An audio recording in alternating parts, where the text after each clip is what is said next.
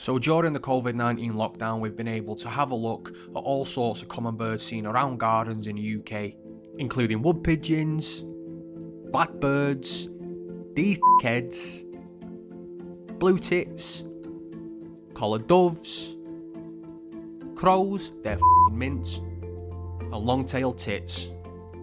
So in this final episode, we're going to take a look at house sparrows, the elusive goldfinch, f***ing pretty that innit. And we're also going to take a look at some squirrels. I know they're not birds, so don't give me shit, but you know, it's my programme, so off you f***. So welcome to Daz's world of birds and squirrels. Keep your eye on the gap between the trees just under the sun. There he goes. Oh, he made it. Some planet Earth shit that. You're welcome. Right, anyway, let's crack on.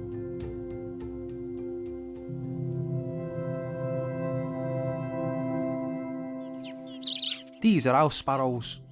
So just so you can identify them a bit easier, the males have got the black feathers around their face and down onto their chin and neck. And this one is a female house sparrow. So they're really common around the UK, but these things have conquered most of the globe. That being said, the population in England has really suffered over the past few decades. So between the 1970s and the 2010s, there was like a 70% drop in the population of these birds. Could be down to disease, lack of nesting sites, pollution, even predators. So they eat seeds and scraps. Most birds come out in the morning, then go to bed for a little bit and come out later on in the afternoon. These f***ers just go all day long eating.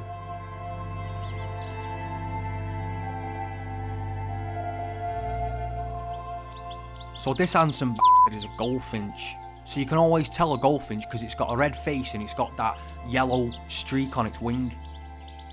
Mostly, they just eat seeds, but during summer, they'll eat insects and all. During the winter months, the goldfinches from the UK, they migrate into Europe as far south as Spain, so they're going soaking up that winter sun while we're all sitting here freezing our off like dickheads. These ones live in a pretty loose social group in the top of a copper beech in our neighbour Dean's backyard. But because that tree's in full bloom now, it's hard as to see where they are. And I found this one here, nabbing some of this old fluff. Gonna go and take it back to his nest and pat it out a little bit. But they're proper pretty birds, aren't they? You know what I mean? I just wish I could see more of them.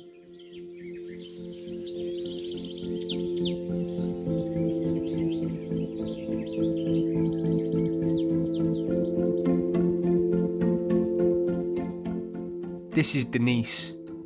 And this is Kev. That's what I've called them anyway, and they live in this maple tree here. So it's pretty simple to tell them apart, yeah? Watch as Kev goes round here now, there it is, ball bag, done. And Denise has got a chest full of nipples, so it's pretty easy to tell them one from the other. Look at that face though, seriously, right? In the journal Nature, these are described as cute as f***.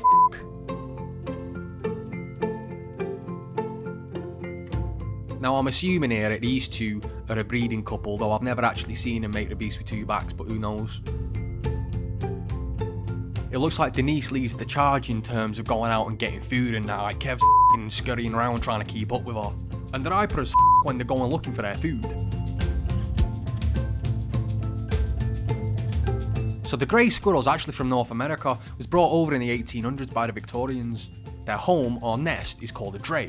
It's made of twigs and bark and it's usually in the fork of a branch in a tree. Females can have a couple of litters per year and there could be 3 or 4 young in each litter.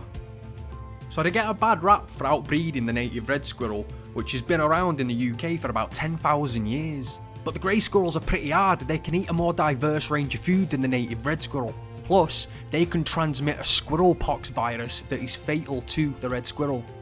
But it's not the grey squirrel's fault, it's the Victorians' fault for bringing them over from North America in the first place and then letting them escape the ends. You know, a squirrel's gonna do what a squirrel's gonna do. Victorians.